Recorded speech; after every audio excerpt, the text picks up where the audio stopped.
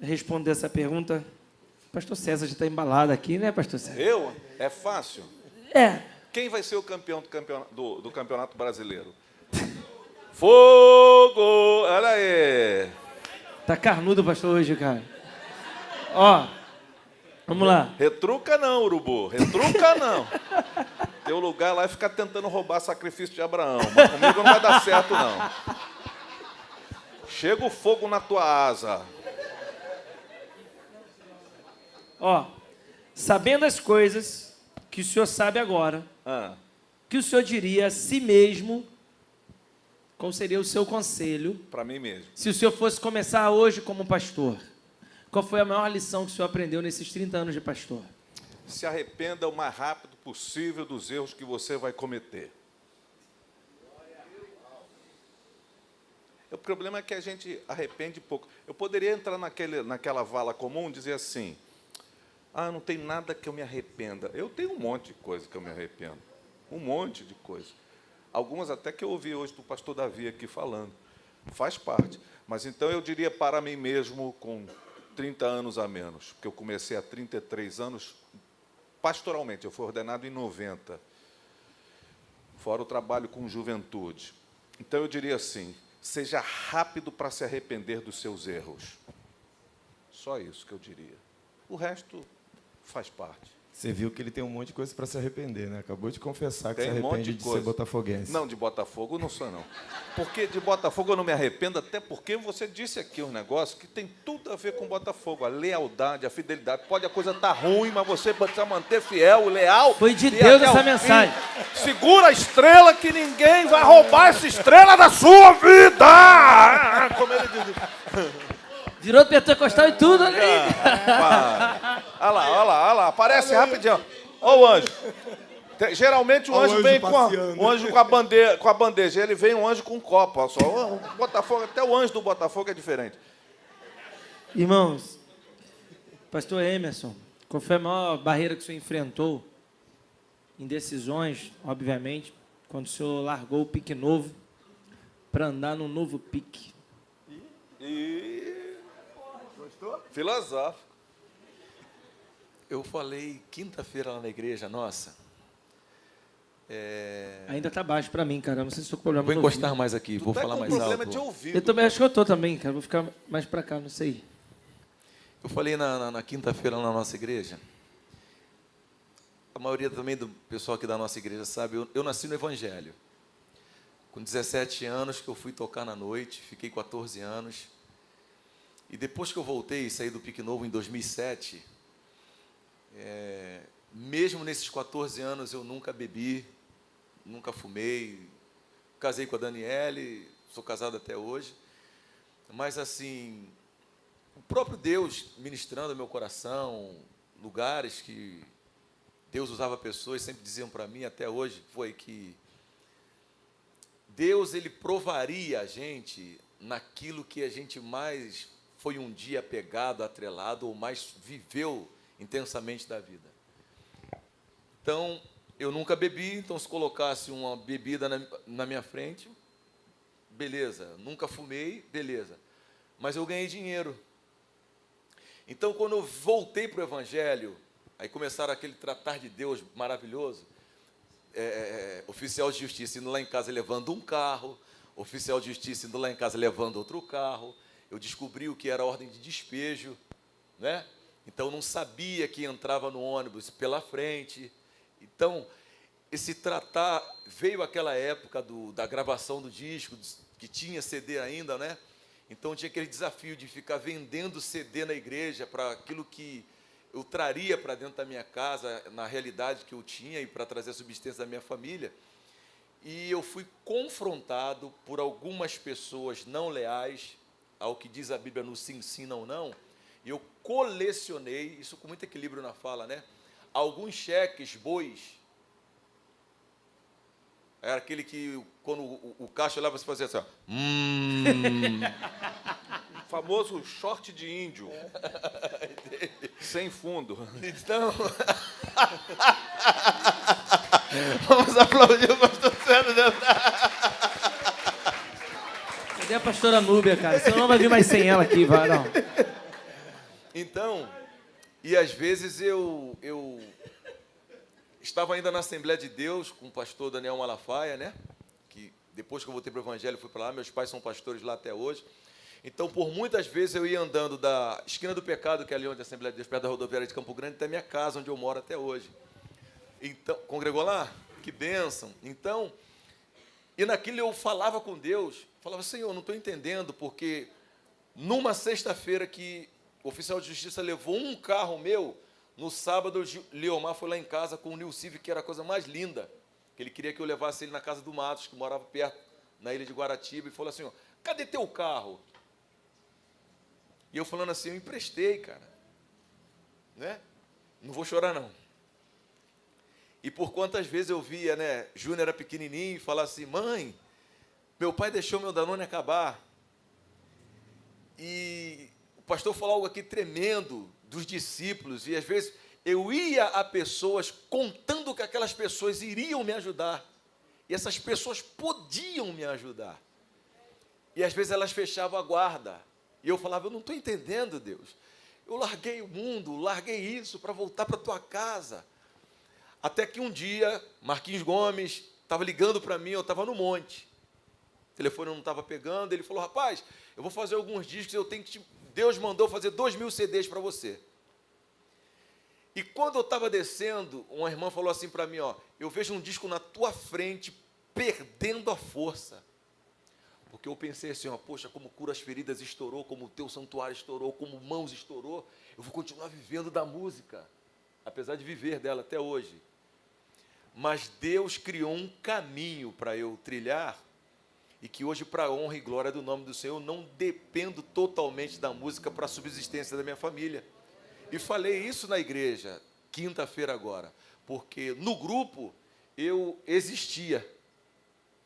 Agora, fora do grupo, eu vivo. Aniversários dos meus filhos, eu nunca participei. Réveillon, não existia isso. Agora eu tenho férias 2 vezes ao ano. Agora eu viajo com a minha família. Já fiquei com inveja. Agora eu estou aqui, poxa, com o senhor, com o pastor César, com a igreja aqui. Então, e se hoje, como um pouco antes da pandemia, para finalizar, eu estava pregando numa filial nossa, que eu estava pastoreando, antes de ir para a sede. O Zé Paulino foi lá na igreja, falando que o Pique Novo estava fazendo 20 e poucos anos e queria trazer a formação antiga. Falei isso com o pastor Maicon na época. E eu estava, irmãos, respirando por aparelho. Covid. Se é que o senhor me entende. Respirando por Covid. E tinha uma mala com 25 mil reais. Só para eu lá fazer o show de 25 anos, né, com aquela formação que a gente perdeu o Rogério. Eu falei, caramba, é só ir ali tocar de novo? Falei assim, ó, deixa eu subir para o altar que eu tenho que pregar. Naquele dia eu não tinha mensagem para pregar. Eu já falei isso aqui também na nossa igreja, se não me falha a memória. Naquele dia, quando eu abri a Bíblia, Zé Paulino estava no meio da igreja assim, ó. Eu abri a Bíblia em Mateus capítulo 4. Quando a Bíblia fala que o Senhor foi conduzido pelo Espírito Santo ao deserto para ser tentado pelo diabo. E mais à frente, o diabo o transportou e o colocou sobre o pináculo do templo. Sim ou não? Eu entendi tudo, pastor. E ali foi que virou a chave. O Espírito Santo que conduzia ele E no pináculo do templo foi quem que colocou ele? O diabo. Sim ou não? Eu entendi ali que eu preferia estar no deserto, sendo guiado pelo Espírito, do que em lugares altos onde não foi Deus que me colocou. Hoje eu estou aqui para a glória de Deus. Gente, vocês não têm noção quanto hoje esse Exlitop está muito diferente. Está conectado. Antes dele chegar, a gente estava falando esse texto aqui dentro. Sobre deserto. Não foi isso? Ele não estava aqui ainda. Sobre deserto. Esse texto do pináculo, o pastor falou, pináculo do templo. A gente está falando isso. Ó. Não teve live. Até disse que vai escrever no livro e vai dizer que ele pegou de mim. Se ele escrever e não tiver Não, vou escrever um livro. Eu estava lá... pedindo a Deus a direção para escrever um novo livro. Falei com a minha esposa essa semana.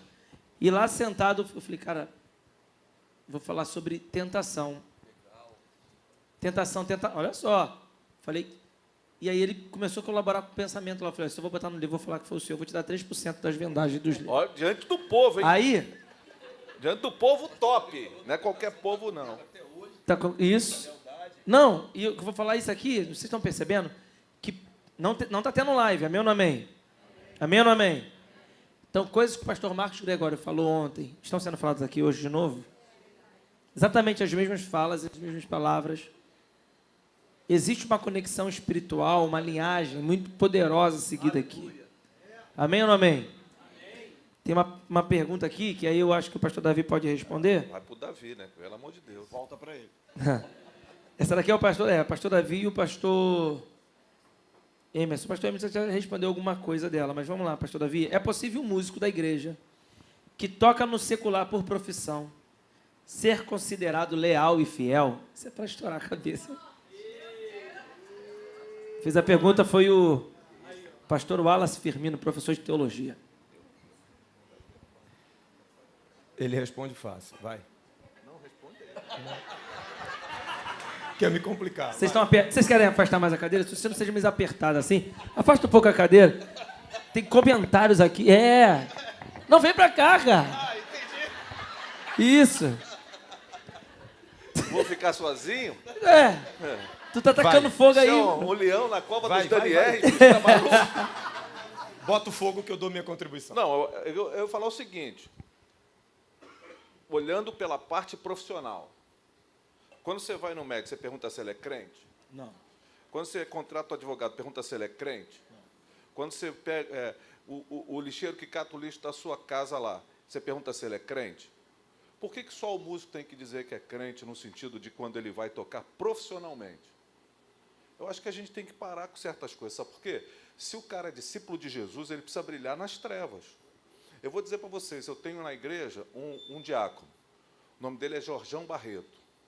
Jorjão Barreto, quem é da música sabe de quem eu estou falando. No conjunto da obra de Jorjão Barreto, ele tocou com Diane Warwick, Elis Regina e com uma galera pesada. A gente é novo, pastor, a gente não sabe. Vocês não sabem nem quem são essas pessoas. Mas assim, Jorjão estava tocando um tempo desse atrás e o Martim da Vila, no palco, disse assim: se vocês querem conhecer um crente, procura o Jorjão. Então, o problema não é o músico tocar na noite, é ele continuar fiel ao Senhor. E eu não estou dizendo nada a ver com a história particular do Emerson. Cada um tem uma história. Mas o problema é que a gente precisa entender que existem questões que são de cunho particular. O que a gente precisa transbordar é o conhecimento de Deus através da nossa vida e a virtude do Senhor, onde quer que nós estejamos. Seja você médico, seja você advogado, seja você professor, seja você o que for, você precisa transbordar as virtudes do Senhor onde quer que você esteja. É isso que eu penso. Não sei se pensam diferente. E eu respeito toda a posição contrária em relação ao que eu penso. Mas eu me sinto na liberdade de pensar o que eu penso. Sim. Eu acho que a linha é muito tênue. Eu acho que é complicado e não dá para dar uma sentença. Eu acho que tem coisas na vida que a gente precisa decidir ouvindo a voz do Espírito Santo. Cada caso é um caso, deve ser analisado com simplicidade, com coerência com a palavra. Minha posição pastoral. Se hoje uma ovelha chega diante de mim e faz essa pergunta, eu respondo diante da minha igreja.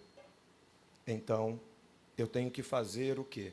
Digamos, uma leitura dentro de uma cosmovisão e o que vai gerar a liberação para ele tocar na noite, se ele toca na igreja.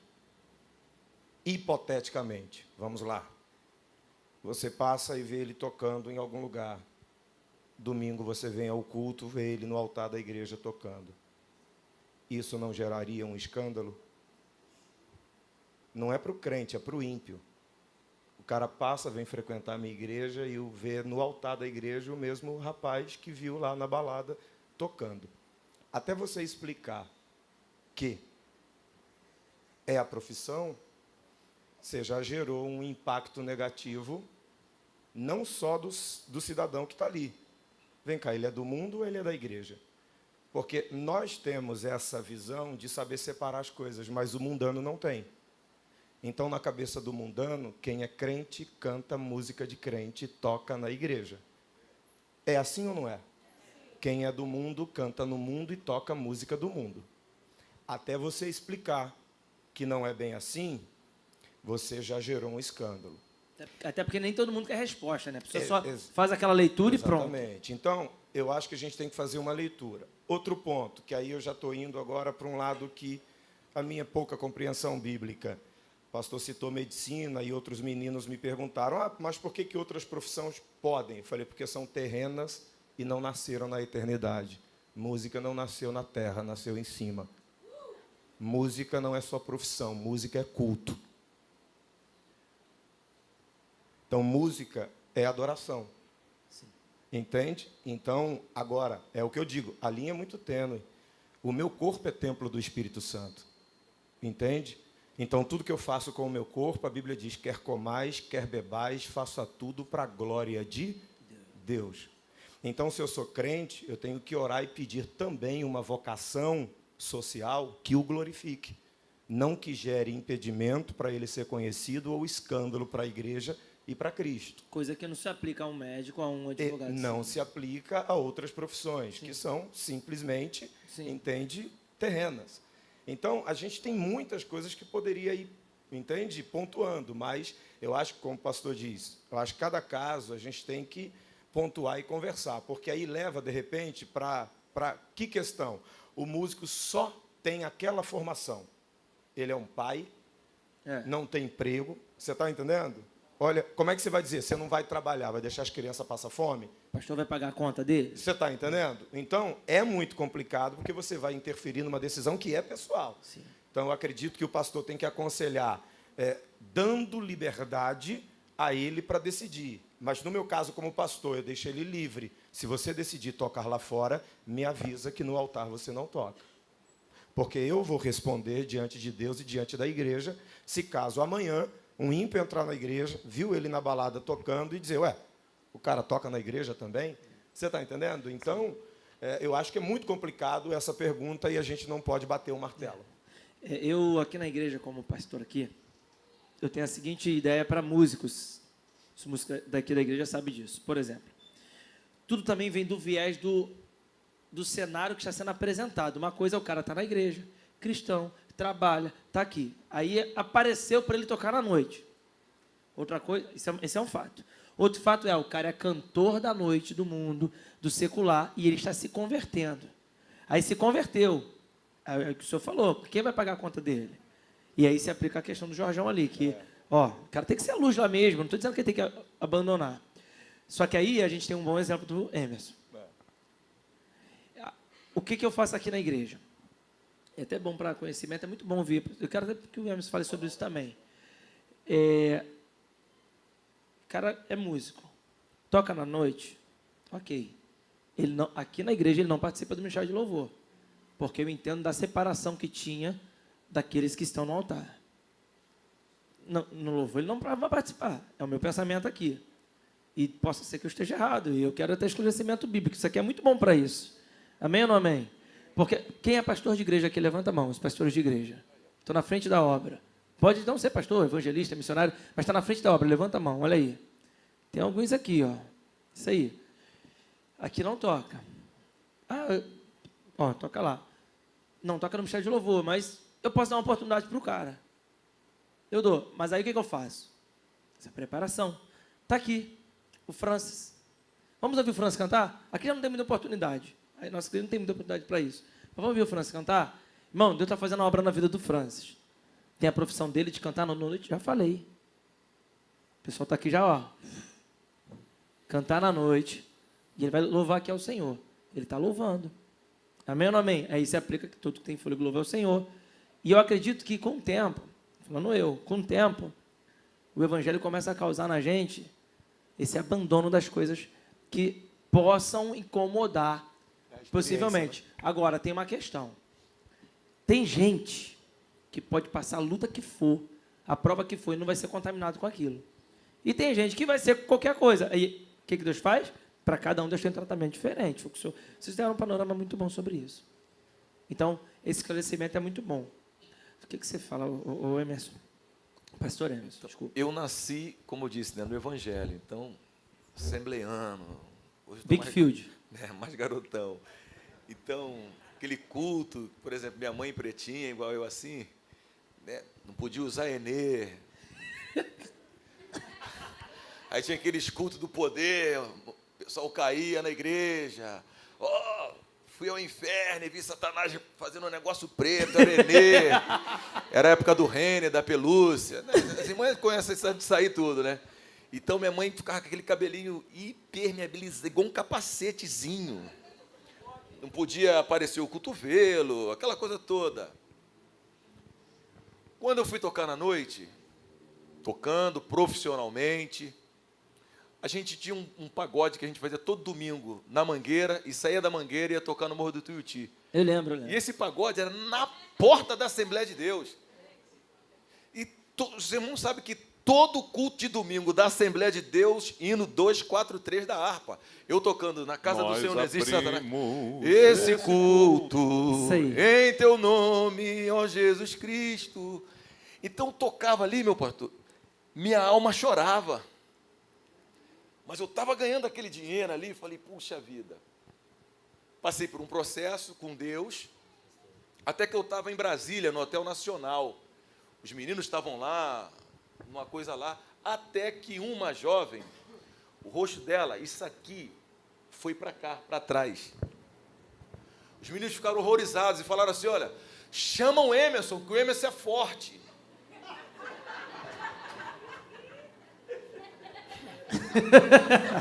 Eu cheguei lá, a mulher estava pegando coisas assim e botando na boca, e quando eu olhei para a menina falou assim, eu não gosto de você. E eu disse para ela assim, eu também não gosto de você.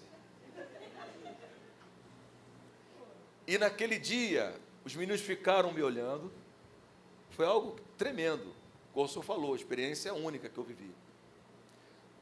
Passada essa experiência, nós fomos fazer um show de lançamento no Olimpo, fechou as portas, Pique o Novo estourado, mas quando a cidade adormeceu, meu pai e minha mãe estavam no camarote. Segura, Jesus. Quando tu falou aí, eu senti um pessoal tremendo. Teve. Engraçado, o obreiro lá na igreja essa semana falou assim, pastor, eu tenho muito mais guardado para você. Puxa, pastor, do meu interior vai fluir rio de água viva, hein? Ó, chega de sofrer, chega de chorar. Homem de dores, experimentado no trabalho, beleza nenhuma nele nós vimos para que o desejado. Falei, rapaz, não brinca esse negócio não. Nesse dia que meus pais estavam no gabinete, ó, no camarote, tem as coxias, no Olimpo. Mais uma fã nossa veio falar comigo, Emerson, foi me abraçar e caiu. Eu não entendi o porquê daquilo. Então, paulatinamente, eu fui vendo que por mais que eu conhecesse o Evangelho e tivesse nascido nele, por mais que eu tivesse saído do Evangelho e estivesse tocando profissionalmente, aquele ambiente ali já não me pertencia mais. Mas sendo músico, estou falando para músicos talvez aqui, o quilo de sal que o pastor Davi falou, eu precisei carregar alguns pianos nas costas. Porque não é fácil. Eu sair de campo, chegar na igreja virado de manhã e dar uma semente, hoje os 2 salários para comprar o som da igreja, um exemplo, na campanha, e chegar depois de 1 ano, falar assim, pastor, meu feijão acabou. Então, eu passei. Processo. O processo. Como o pessoal viu, foram visões diferentes. Totalmente diferentes.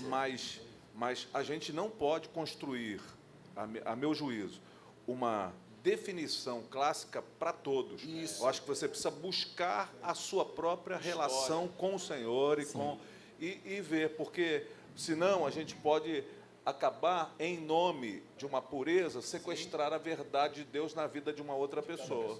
De obras específicas por pessoas específicas. No nosso encontro lá de pastores, lá em Cruzeiro, foi Cruzeiro? Cruzeiro, né? São Paulo. Nós éramos 8 pastores, eu acho, né? Acho que sim, fora os anjos. Fora os anjos. 8 pastores. E aí, como é que nós, papo de mesa assim, e eu ouvi muito essa frase lá, o senhor deve lembrar. cada caso é um É um caso. caso. Amém? Gente, chegou o pastor Jaime, está aqui. O que vai responder as difíceis. Agora manda bala!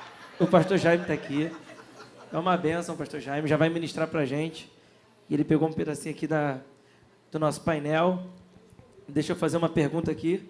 Você lembra do Franz que perguntou sobre pré-prós? Ele aí, ó. O senhor lembra, né? Ó. Está acompanhado com um... Pode falar aí, pastor, no microfone deles, por favor. Alô, alô. A paz do Senhor para toda a igreja, amém? Eu estou acompanhado com o pastor Paulo César Miranda. Fique em pé, por favor. É um radialista, um cantor e um grande pastor. Pastor Léo Miranda também, um grande adorador e pastor. Chegou o outro. E pastor Alex Soares. Ali. Léo Mariano, eu falei o quê? Miranda, Léo Mariano. Léo Mariano e pastor Alex Soares, que acaba de chegar, outro grande pastor. Os três são pastores da nossa equipe pastoral. Amém. O Alex é parente do senhor? Não, é só um filho de consideração, mas Soares. mas é coincidência. Amém. Ele é pastor aqui na freguesia, Pechincha. Oh, ok. E o Na outro- igreja na curva? Exato. Que bênção. O pastor da Igreja da Curva, o pastor Léo é da Igreja do Caxambi e o pastor Paulo César na Igreja em Manguinho, Democráticos. Que bênção. Vamos aplaudir Jesus pela vida deles também? Glórias a Deus. Amém. Tem uma pergunta aqui, pastor, para o senhor. Agora o Alex tem que explicar esse negócio de igreja na curva, é sempre um perigo, não fica sempre assim uma questão assim pra gente, igreja na curva. Esquisito isso, depois esclarece que a igreja, embora ela esteja numa curva, é uma igreja reta. Verdade? Ó, pastor aqui, pergunta do Romilson, da Débora. Romilson, sim. Pastor Jaime, é pecado expor os erros e desvios do irmão da igreja para o pastor da igreja, mesmo sabendo que isso pode afastar o irmão da igreja? É pecado expor o erro? Vamos supor, um irmão, eu sei que o Francis, cadê o Francis? O Francis é aqui. Sou meu pastor. Aí eu sou membro aqui da igreja, eu sou amigo aí o Francis contou para mim um pecado. Eita. É um erro, é pecado, é um erro eu contar esse pecado para o senhor, mesmo sabendo que se o senhor souber, sendo pastor dele, isso pode afastar ele? O que um membro receptivos de pecado, de informações de pecado, tem que se fazer? Ele guarda, segura, ele conta para o pastor. Eu já ouvi tu falando isso aqui hoje. Mas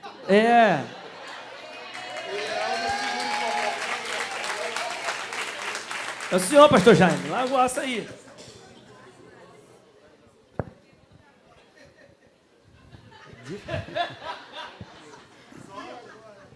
Cada um deve ter consciência do que ele deve apresentar a Deus. Atos conta para nós a exposição de Ananias e Safira.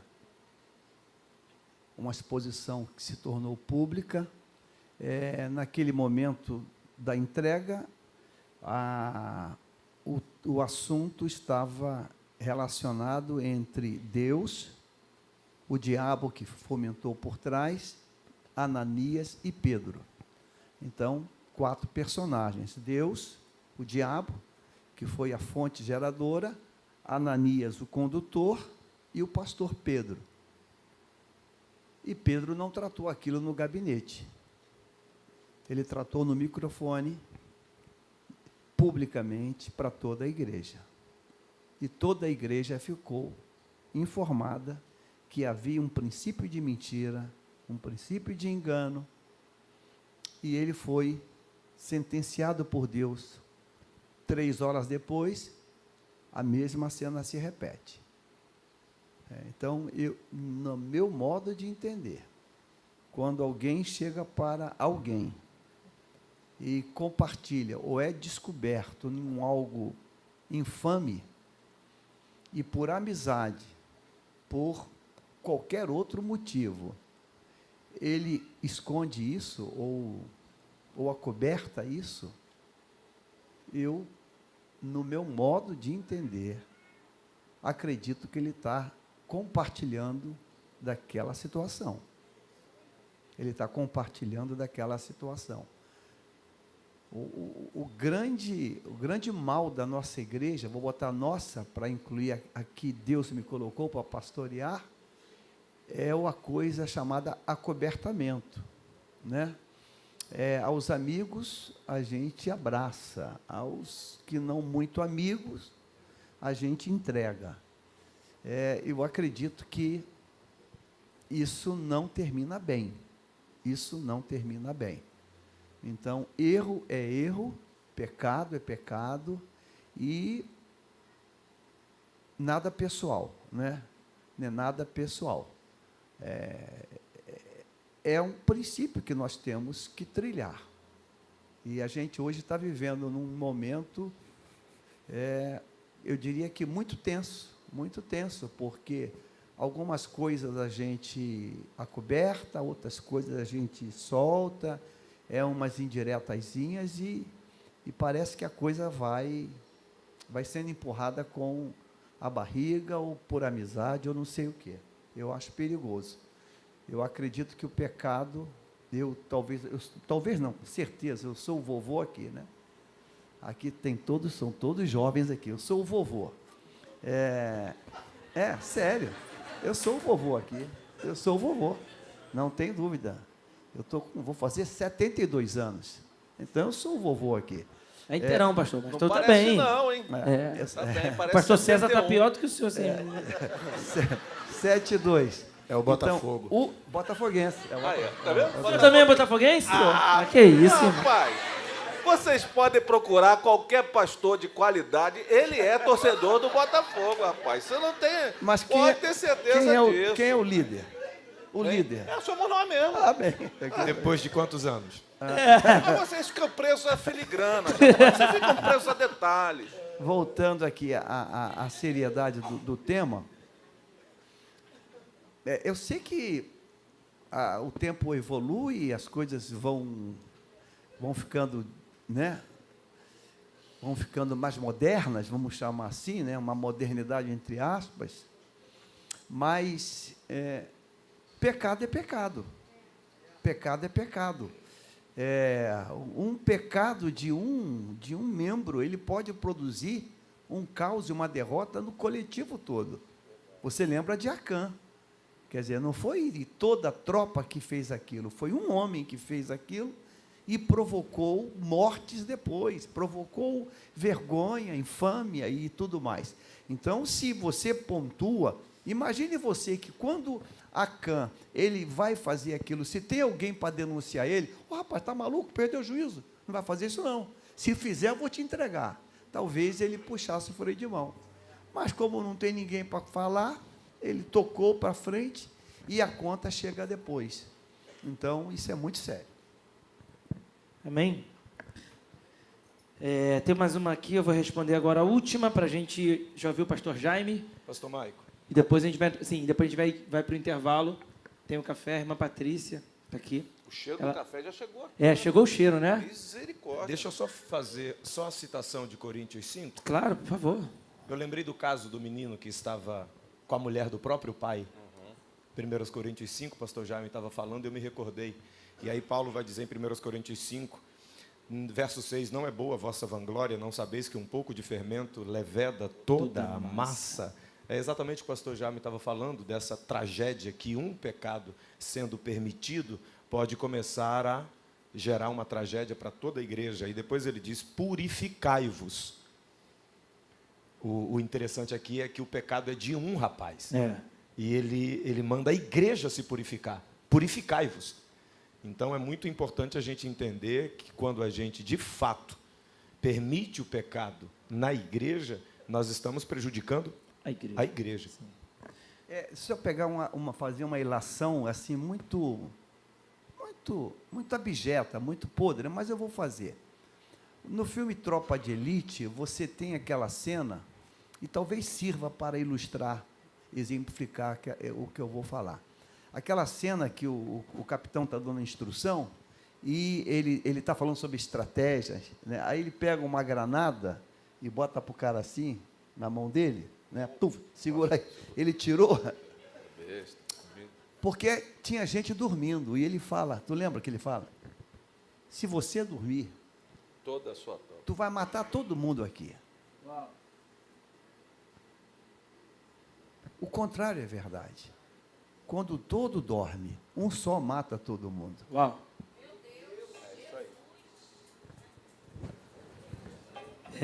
Boa ilação abjeta, viu?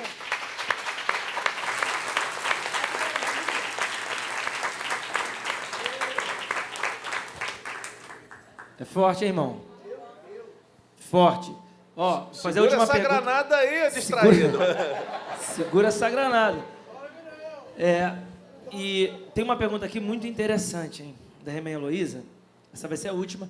Vou pedir, eu quero ouvir a resposta dos 4, mas bem rápido mesmo para a gente ouvir o pastor Jaime. Eu estou ansioso demais também para ouvir o pastor Jaime. Sim ou não? A irmã Patrícia doou um café para a gente. Ô, glória, hein? Para a igreja toda. É bênção, hein? Ô, que Você nunca maravilha, pagou um hein? café para mim, ela doou para a igreja toda. Olha aí. Olha aí. Jesus. Não faz mais na irmã não, é cartão agora, né? É Pix, você nem a mão faz. Foi ela que fez isso? Foi ela. Rapaz, então não fala não.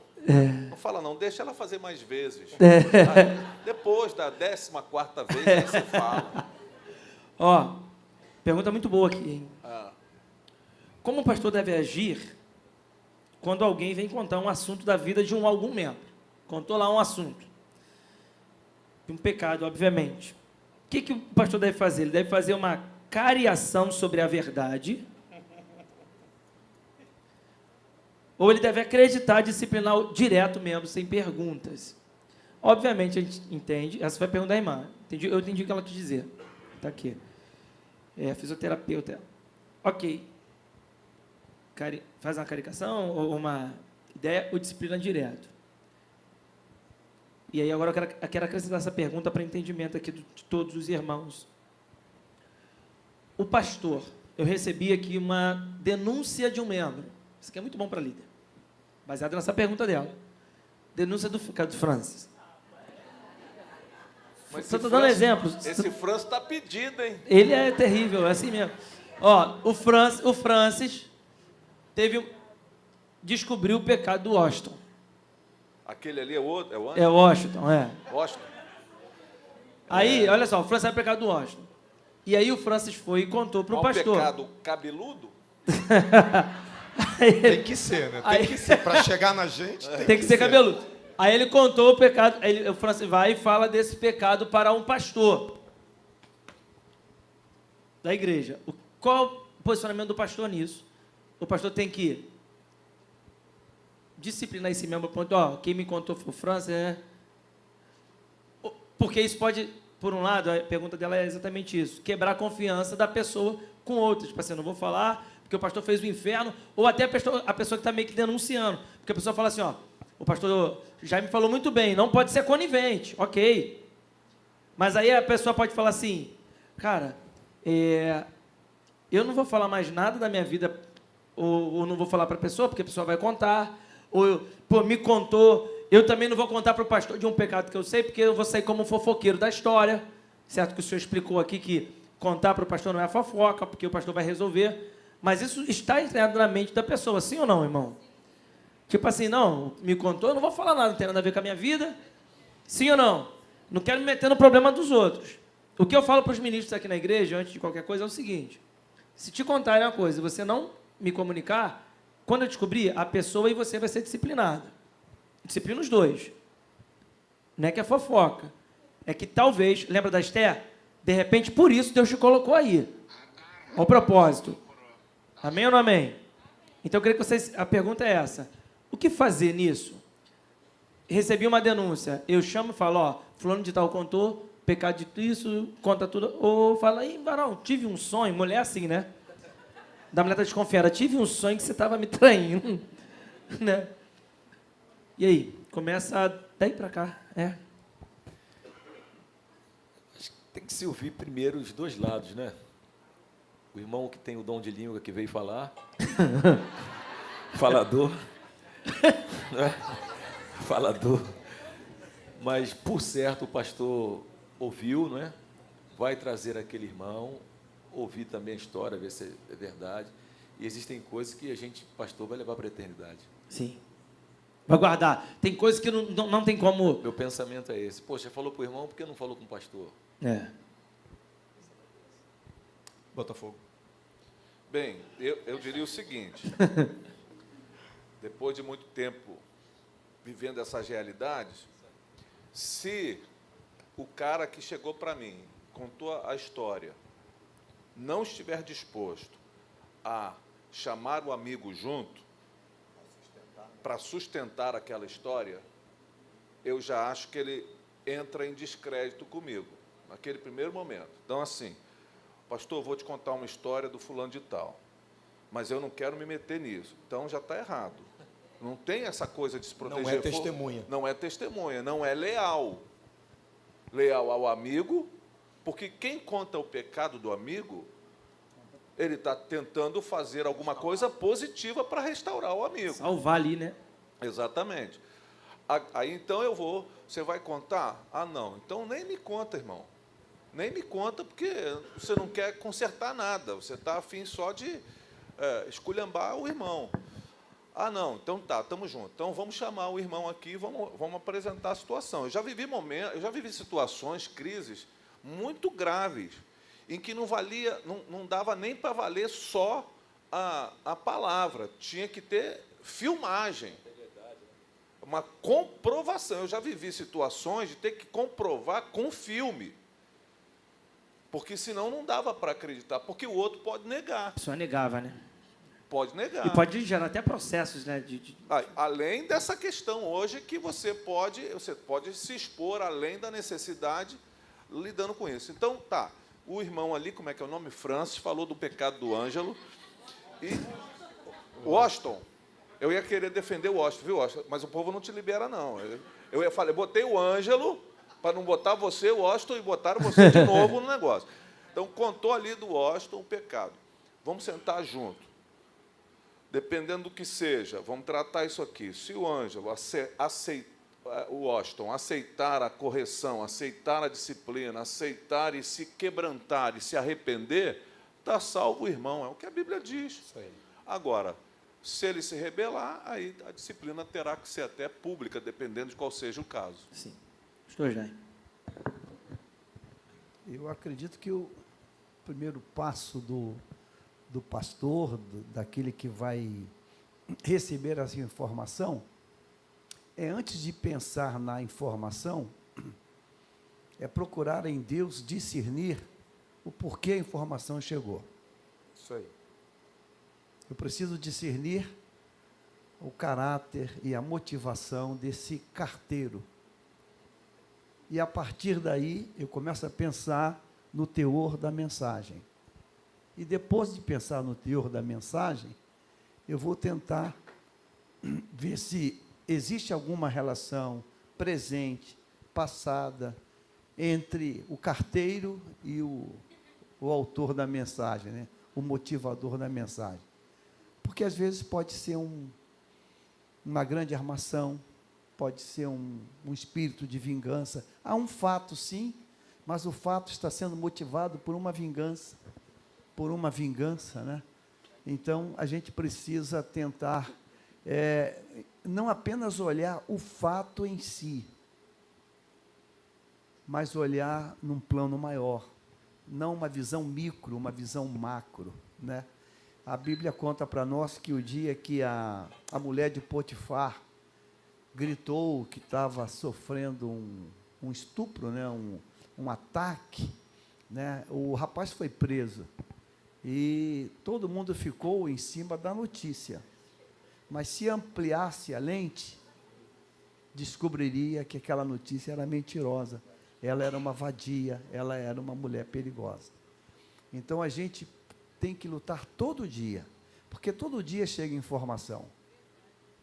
Você tem que ser frio, impávido colosso. Ouviu? Não demonstra nada. Antes de pensar na informação, analise, busque de Deus o discernimento para conhecer o coração do carteiro, do mensageiro, para ver se ele está sendo movido pelo Espírito de Deus ou por um sentimento de vingança, de orgulho, de querer o lugar, etc, etc, etc. Pastor Maico, Mateus 18, 16, é o texto que eu até citei quando ministrei, traz a ideia do Antigo Testamento de 2 ou 3 testemunhas, né? E o fato ser confirmado a partir delas. Usando esse critério, desde os 18 anos pastoreando, o Espírito Santo sempre disse para mim, você não pode nunca se precipitar. Qualquer ovelha pode, pastor não pode. Então, o que o pastor Jaime está dizendo, tudo que a gente faz tem implicações eternas. Então, a gente precisa realmente, em oração, com muita tranquilidade, seguir as Escrituras e esperar. Se ele praticou e não veio ao pastor, a informação chegou por uma primeira testemunha, se ela é verdadeira, uma segunda vai chegar, uma terceira vai chegar. Nada fica oculto. Deus zela pela pureza da sua igreja. Deus não vai deixar nenhum pastor enganado. Então, eu acredito que na primeira pessoa que chegar, o pastor energicamente agir, eu acredito que seja precipitação, até porque, biblicamente, esse não é o critério. De cabeça quente, o assunto quente não tem como mover, né? Pega uma batata quente, você não conta, você tem que esperar um pouco, pelo menos ali. Eu faço isso com os assuntos aqui também. Eu tenho muitas perguntas aqui muito boas. Não respondam, porque esse aqui é pano para manga. Tem uma aqui muito boa de um pastor perguntando, e quando um casal vai falar no gabinete com o pastor um assunto que não quer que o cônjuge saiba? Por exemplo, o cara vai confessar que traiu a esposa. Fala, mas não quero que minha esposa saiba. Isso é assunto... Dá para criar um podcast. Quem crê que eu posso fazer isso? Isso aí não podcast. Esse aí eu... Não pode. Imagina. Não podcast. Não pode, né? Não podcast é isso aí. Repete a difícil. pergunta novamente. Se um casal... Foi um dos cônjuges que foi fazer um gabinete com o senhor e confessou um pecado, mas ele não quer que o outro cônjuge saiba. Eu boto ele para fora. O princípio de Deus não pode ser quebrado. Deus idealizou o casamento. E Deus disse que seria uma só carne. Eu sou uma terceira pessoa. Então, se um lado da carne feriu o outro lado da carne, o lado que feriu tem que consertar o outro lado. Que foi ferido. Então, não sou eu. Sim. Então, quando ele vem falar para mim que fez uma loucura e não quer que o outro lado saiba, eu digo assim, você está falando com a pessoa errada. Não durmo contigo. Tu não é parte da minha vida, a gente não é uma só carne. Teu assunto não é comigo. Teu assunto é lá. Vai buscar em Deus um momento de você olhar olho no olho para a tua metade e falar, fiz besteira, manchei meu leito, maculei o leito. Não é assunto para o pastor resolver. Sim. É os dois resolvem. Ok. Até porque quando foi fazendo, no pediu máximo, consulta ao pastor, né? Maico. Aplauda Jesus. No máximo, Maico, eu creio que um pastor pode ajudar a pavimentar essa estrada para um chegar no outro. Construir, porque de repente vai ter que construir, pavimentar essa estrada para chegar. Mas o pastor não pode assumir esse ônus sozinho nessa história de segurar um segredo desse. Até porque essa história virá à tona. E aí amanhã vão dizer, o pastor sabia e não fez nada. E o pastor não pode... A gente sofre muito isso, né? Às vezes a gente sofre por coisas que nós não fizemos. Não, o pastor sabia e não fez nada. Mas, tipo assim, quem foi lá pecar? Quem foi lá fazer a besteira? E por que eu tenho que sofrer por isso? Amém? Gente, vamos aplaudir Jesus. Deixa eu falar, só pastor? deixa eu só falar. Eu Segura tenho que falar algo aqui que, já que o assunto levantou a bola, Vai cortar, né, pastor? eu não quero morrer por omissão, não. Há um tempo atrás, alguém me procurou, e aqui só tem adulto, não tem criança, né? Um marido queria confessar um pecado. E o pecado que ele me confessou, eu quase morri do coração. Um marido jovem, boa pinta, uma mulher bonita, muito bonita. Ele confessou que teve uma relação com um homem. Eu olhei para ele. Repete o que você falou. Ele repetiu. Foi num local, num banheiro de shopping, viu um cara e se envolveu. Eu falei, tu já contou isso para tua esposa? Do jeito que você está me contando? Contei. Falei, contou mesmo? E ela? Não, ela perdoou. Falei, ah, tá. Tá, orei, tá bom, vai em paz, se espirrar, saúde. Ele saiu, eu liguei para ela. Oi, pastor. Preciso falar contigo urgente. Agora, urgente. Estou trabalhando. Quando é que tu pode? Urgente. Urgente. Urgente, urgente. Luz vermelha. Ela aparece. Pastor, o que foi? O senhor está nervoso? Eu não, estou de boa. Eu conversei com o teu esposo. Ah, foi? Ele falou que ia falar com o senhor. Que legal. E ele falou algo que eu estou, tipo, sem dormir até agora. E eu queria falar contigo, mas eu estou aqui pedindo a Deus como é que eu começo. Como é que eu começo a falar isso contigo? E ela, batendo no peito, né, cortado no vôlei para lá. Falei, cara, é uma coisa muito séria. Séria. Pastor, pode falar, pastor. Tudo ele fala para mim. Falei, ele fala tudo? Tudo de tudo? Fala. Meu Deus. Falei, querida, é uma coisa muito séria. Pastor, a gente é aberto, a gente fala tudo. Eu falei, não, tudo. Deve falar quase tudo. Tudo. Falei, meu Deus, como é que eu entro nesse assunto? Eu falei, ele falou que foi no shopping e já sei, pastor. Ele me falou. Ele te falou? Espera aí. Ele te falou que ele se enroscou com um homem?